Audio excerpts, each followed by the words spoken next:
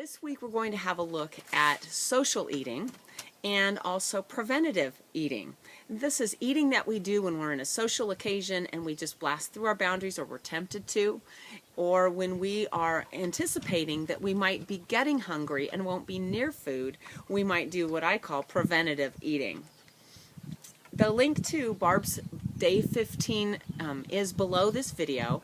The Day 16, if you will, or preventative eating material, I will be providing this week on the blog. That is not something she has written.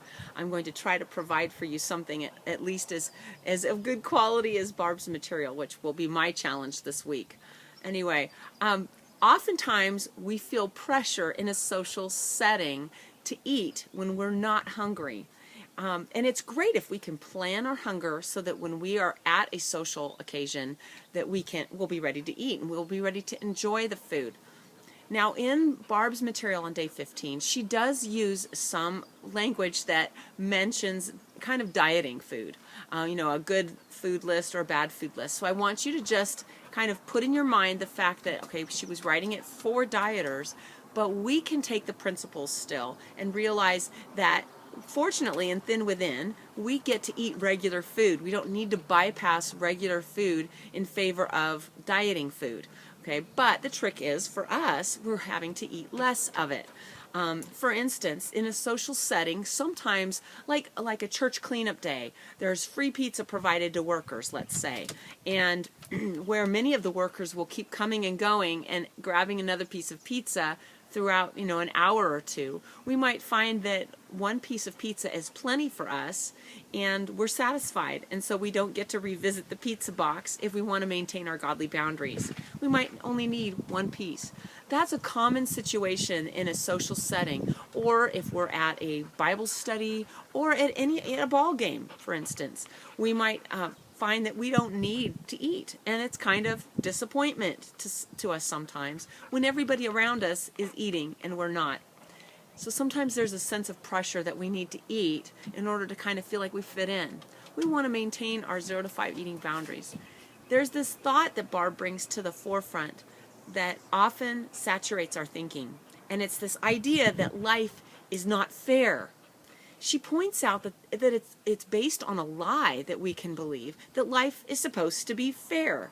Well, is that even true? She asks us to consider that, and she shares her thoughts on this in a very convicting way, and I hope that you find that very challenging and encouraging at the same time, because truly, if we have thoughts that are outside of God's will for us, we want to bring those thoughts to God and invite Him, see if there is any way in me that displeases you or that isn't truthful, and we want to trade that lie or that thought that we have that's outside of His will for what is good, right, true, pleasing, noble, excellent, and admirable. So what is the truth relative to this whole fairness thing, which kind of hinders us in the social eating setting?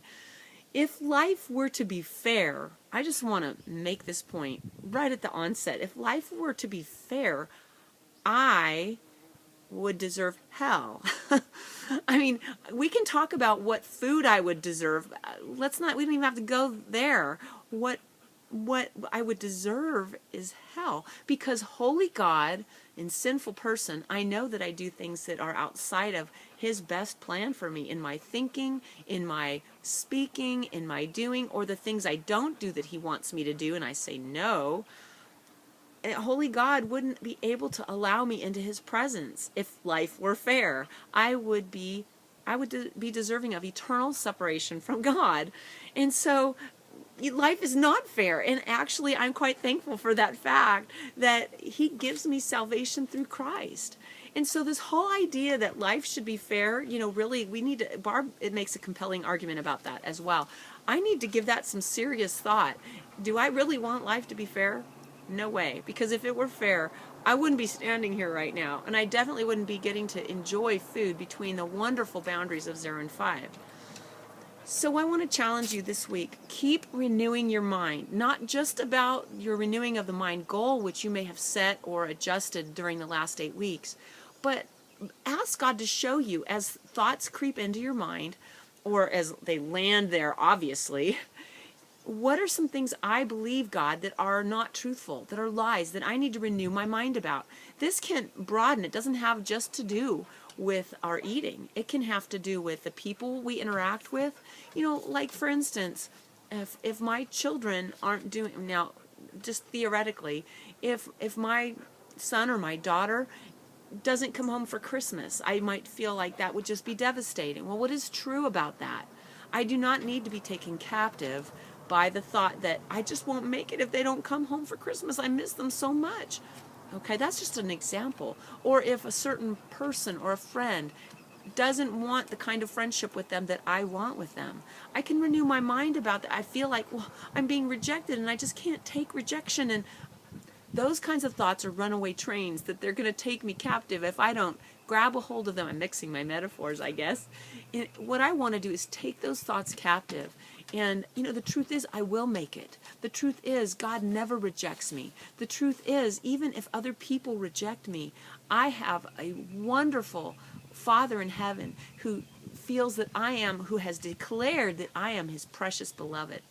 So renew your mind with truth. Expose the lies, including the lie that life should be fair, and see if that doesn't affect you in a positive way.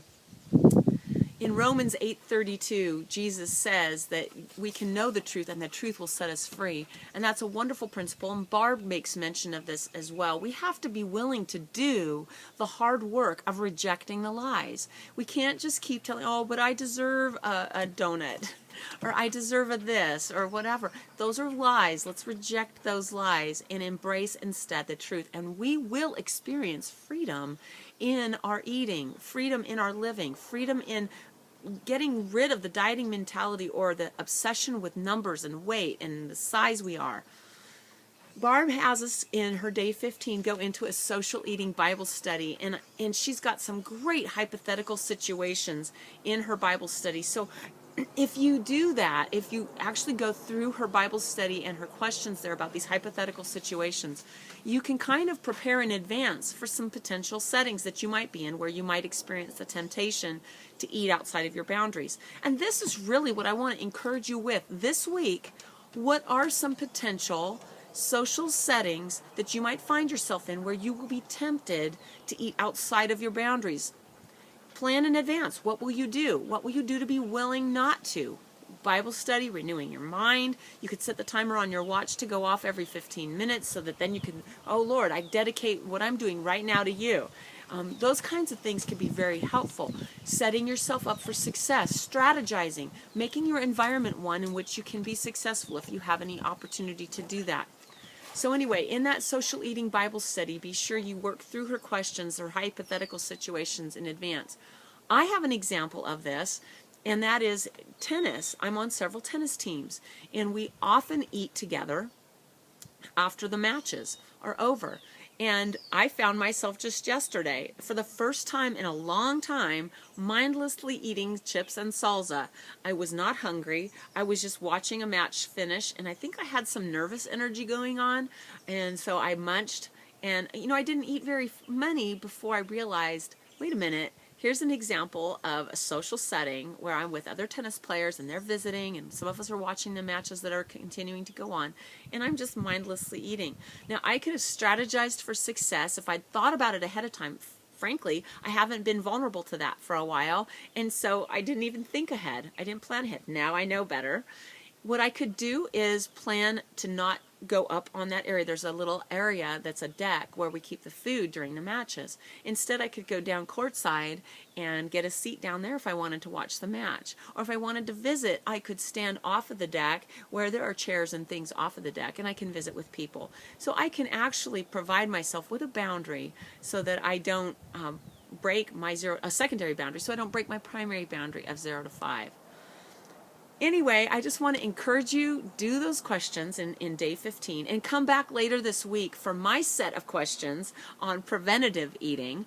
So this week, keep renewing your mind, do the material of Barb's in day 15, and review the material you have done so far in the previous weeks. See if there isn't something that you could do again if you would like, or review what you've done. Kind of evaluate. Is there an opportunity here for, kind of recommitment? And visit the blog, as I'm going to be asking you questions that will hopefully bring this material home, both this week and I hope to next week as well. We'll have a couple of weeks that are a little bit lighter at the blog next week and the week following, I think. I'm not sure, I'm getting my dates mixed up. But anyway, we're giving you a chance to kind of finish up the material, review the material, bring it home, ask questions. If you haven't been doing the Weight Loss Bible Study, you could do, it doesn't have to all be done at once. You could do 3 of the days now before our new study starts on May 6th. In any event, I hope you'll stay faithful. Let's continue to try to learn how to do this struggle well. We will not be perfect on this side of heaven. And that might even be something to renew your mind about. I will not be perfect this side of heaven. My eating will not be perfect, but that's okay. I can keep persevering. I can keep pressing on. I can do it for the glory of God. And that He takes delight in. Anyway, talk to you soon.